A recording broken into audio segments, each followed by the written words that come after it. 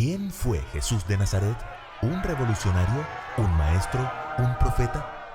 ¿Es realmente Jesús el primogénito de toda la creación? Abramos la Biblia y sigamos juntos las huellas de la verdad, hasta que podamos decir, ¡Eureka! ¡Lo he descubierto! Y conoceréis la verdad, y la verdad os hará libres. ¡Eureka! Lo he descubierto, la serie que te hará verdaderamente libre. Si escribimos en el buscador de Google la pregunta ¿quién es Jesús?, podemos quedar muy sorprendidos. Más de 200 millones de resultados en 0.67 segundos. Y eso haciendo solo el ejercicio en español, porque al escribirlo en inglés nos da casi 1.000 millones de respuestas. Estas cifras nos indican que no hay otro personaje en la historia que haya generado tanto interés y controversia como Jesús. Ahora bien, así como hay millones de resultados, también hay millones de diferentes respuestas. ¿Que fue un revolucionario, un semidios, un maestro, un farsante, un profeta, el esposo de María Magdalena? ¿O qué es el Cristo, el Hijo de Dios? Pero para responder a esta pregunta no necesitamos ir a Google. No tenemos que viajar en un caballo de Troya, ni descifrar ningún código da Vinci. La respuesta está en la Biblia. Y antes de abrirla, aclaremos que la historicidad de Jesús no es la controversia. Jesús fue un personaje real, existió, su nombre está en los libros de historia. El historiador Gary Habermas asegura que hay 39 fuentes antiguas ajenas a la Biblia que nos permiten reconstruir los hechos de la vida de Jesús.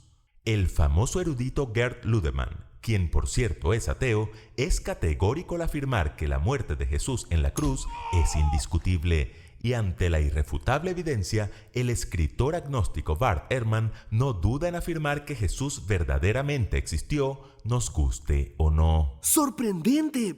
Pero, ¿fue solo un hombre o es realmente el Hijo de Dios? Hola Jairo. Esa es la verdadera controversia, que por cierto no es nada nueva. A los mismos discípulos les costó comprender la divinidad de Jesús. Ellos veían un hombre de carne y hueso. Dormía, despertaba, sentía hambre, comía, reía, lloraba, caminaba, se cansaba. De hecho, en cierta ocasión, un cansado Jesús dormía en la barca donde viajaba con sus discípulos y se levantó en el mar una tempestad tan grande que las olas cubrían la barca y llenos de miedo le despertaron. ¡Señor! ¡Señor, sálvanos, que perecemos! Dice la Biblia que Jesús reprendió a los vientos y al mar y se hizo grande bonanza. Entonces, maravillados, hicieron la famosa pregunta: ¿qué hombre es este que aún el viento y el mar le obedecen? ¿Lo notan? Si la naturaleza le obedecía, era 100% Dios, pero la tormenta lo encontró durmiendo, así que también era 100% hombre. Los discípulos lo entendieron y nosotros también debemos entenderlo. El apóstol Juan, quien estuvo en el barco aquella noche, escribió que en el principio era el Verbo, y el Verbo era con Dios, y el Verbo era Dios. Todas las cosas por Él fueron hechas, y sin Él nada de lo que es hecho fue hecho. Y luego afirma que aquel Verbo fue hecho carne y habitó entre nosotros. Como notarán, no había la menor duda en la mente del discípulo amado de que Jesús era Dios eterno en carne humana. Pablo, buscando despejar todo vestigio de incredulidad, afirmó que en Jesús habita corporalmente toda la plenitud de la deidad. Y por si fuera poco, el mismo Jesús dio evidencias de su divinidad con su autoridad, sus milagros, al perdonar pecados, al leer el corazón de los hombres y al declarar, por ejemplo, que Abraham se había gozado al ver su día. Y cuando los fariseos le preguntaron cómo pudo verle a Abraham, quien ya tenía siglos de muerto, Jesús dijo: antes que Abraham fuese, yo soy. Hay suficiente evidencia bíblica para afirmar que el carpintero de Galilea fue verdaderamente hombre y verdaderamente Dios. Está bien, Pero Colosenses 1:15 dice que Jesús es el primogénito de toda creación. ¿Eso no lo hace un ser creado? Buena pregunta, Jairo.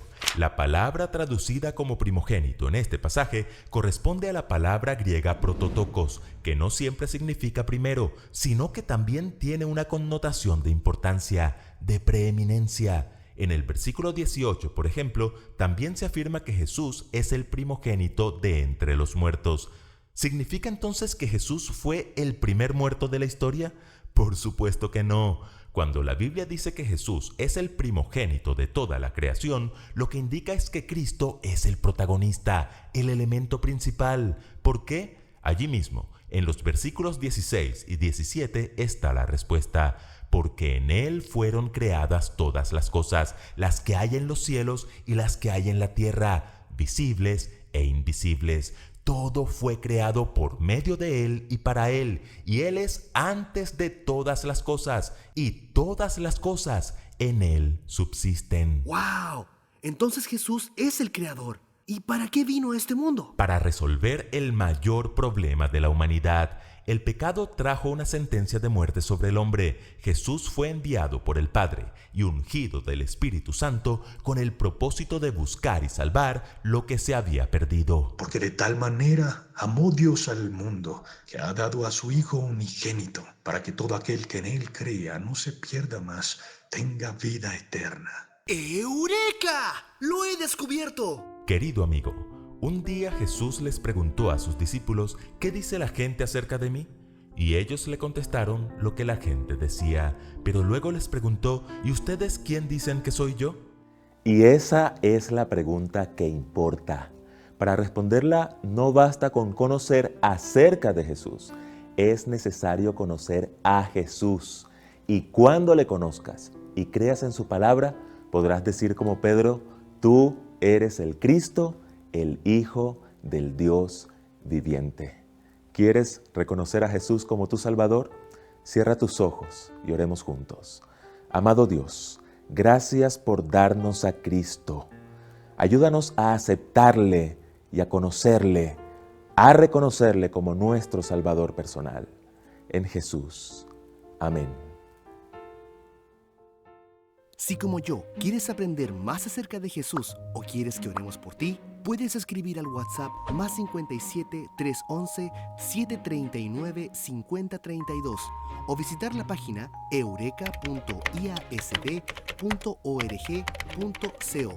Nos vemos en el próximo capítulo de Eureka, lo he descubierto.